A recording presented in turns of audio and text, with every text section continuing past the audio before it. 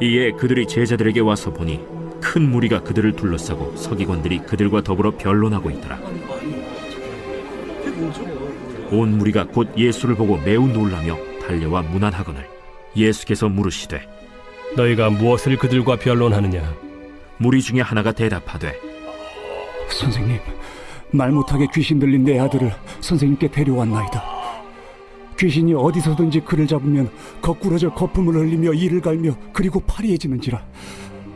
내가 선생님의 제자들에게 내쫓아달라 하였으나 그들이 능히 하지 못하더이다. 믿음이 없는 세대여, 내가 얼마나 너희와 함께 있으며 얼마나 너희에게 참으리요.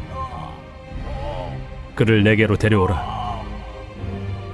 이에 데리고 오니 귀신이 예수를 보고 곧 그 아이로 심히 경련을 일으키게 하는지라. 그가 땅에 엎드러져 구르며 거품을 흘리더라. 예수께서 그 아버지에게 물으시되 언제부터 이렇게 되었느냐? 어릴 때부터니이다. 귀신이 그를 죽이려고 불과 물에 자주 던졌나이다. 그러나 무엇을 하실 수 있거든 우리를 불쌍히 여기사 도와주옵소서. 할 수 있거든이 무슨 말이냐? 믿는 자에게는 능히 하지 못할 일이 없느니라. 곧 그 아이의 아버지가 소리를 질러 이르되 내가 믿나이다. 나의 믿음 없는 것을 도와주소서.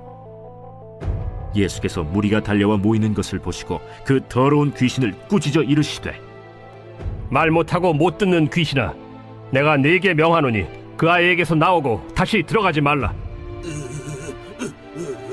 귀신이 소리 지르며 아이로 심히 경련을 일으키게 하고 나가니 그 아이가 죽은 것 같이 되어 많은 사람이 말하기를 죽었다. 하나 예수께서 그 손을 잡아 일으키시니 이에 일어서니라. 집에 들어가심에 제자들이 조용히 묻자오되 우리는 어찌하여 능히 그 귀신을 쫓아내지 못하였나이까? 기도 외에 다른 것으로는 이런 종류가 나갈 수 없느니라. 오늘 말씀 보시면은 예수님께서 변화산을 내려오신 것은 갈보리산으로 올라가시기 위해서다라는 것을 생각해 보게 되는데요. 이 산 위의 영광과 산 아래의 고통이 너무나 대조적입니다. 본문은 예수님이 산에서 내려오신 세상, 즉 우리가 살아가는 세상이 어떤 곳인지를 잘 보여줍니다. 그리고 이 세상에서 믿음의 사람, 즉 참 제자가 된다는 것이 무엇인지를 가르쳐 주는데요. 예수님이 변화산에서 내려오셨을 때 산 아래 남아있던 제자들이 무리에 둘러싸여 서기관들과 논쟁하고 있습니다. 이 서기관들은 예수님과 제자들에 대해서 적대적이었고 특히 예수님의 귀신 쫓는 기적과 관련해서 심각하게 문제를 제기하기도 합니다. 아마도 제자들이 귀신을 쫓지 못하는 상황이 그들의 비판에 더욱 힘을 실어 주었을 것입니다. 이처럼 산 아래의 세상은 우리가 주님의 제자로 살아가는 것을 방해하고 어떻게든 우리를 넘어뜨리려고 합니다. 그때 한 사람이 예수께서 귀신 들린 자신의 아들을 제자들이 고치지 못했다고 말합니다. 이 예수님은 믿음 없는 세대라고 책망하시죠. 전에는 귀신을 내쫓았던 제자들이 이번에는 실패했기 때문입니다.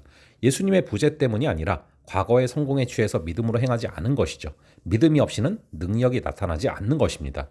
작은 믿음이라도 진실한 믿음이라면 주님은 우리를 통해 역사하십니다. 믿음은 관념이 아니라 관계며 신념이 아니라 신뢰이기 때문에 주님 안에서 자라가야 되는 것이죠. 귀신 들린 아이의 아버지는 예수님께 무엇을 하실 수 있거든 이라고 말하며 일말의 기대를 드러냅니다. 이에 예수님은 온전한 믿음을 요구하시며 믿는 자에게는 능치 못할 일이 없다라고 단언하십니다. 믿음은 하나님을 절대적으로 신뢰하는 것입니다. 나는 무능하지만 하나님은 전능하심을 확신하고 그분의 능력을 의지하는 것이죠. 믿음은 하나님의 역사를 가능케 하는 통로입니다. 핵심은 문제가 아니라 믿음이라는 것입니다. 제자들 앞에서는 꿈쩍도 하지 않던 귀신이 예수님을 대면하자 위기를 느껴 아이에게 경련을 일으키며 강하게 저항합니다. 예수님은 귀신을 꾸짖으며 쫓아내십니다. 지금도 사탄은 세상에서 활개치며 역사합니다. 직접 사람을 괴롭히기도 하지만 악한 세력과 잔혹한 제도를 통해 하나님의 형상을 짓밟고 있습니다. 우리를 지배하려는 악한 영의 활동을 경계하시기 바랍니다. 주님의 이름으로 맞서면 악한 영의 역사는 떠나가고 참 자유와 안식을 누리게 될 줄로 믿습니다. 제자들은 예수님께 자신들이 귀신을 내어 쫓지 못한 이유를 여쭙니다. 예수님은 그들이 기도하지 않았기 때문이다라고 말씀하시죠. 기도할 때 믿음이 새로워지고 기도할 때 모든 것을 가능케 하시는 하나님을 경험한다라는 것이죠. 기도는 하나님을 신뢰하고 의지한다라는 구체적인 증거입니다. 하나님을 신뢰하지 않고 의지하지 않고서는 어떤 능력도 행할 수가 없는 것입니다. 우리의 일상에서 오직 주님만을 신뢰하고 의지하는 믿음을 위해서 기도할 수 있기를 바랍니다. 시내산에서 내려온 모세를 맞이한 것이 금송아지를 만든 이스라엘 백성이었듯 변화산에서 내려온 예수님을 맞이한 것은 여전히 믿음 없는 세대였습니다.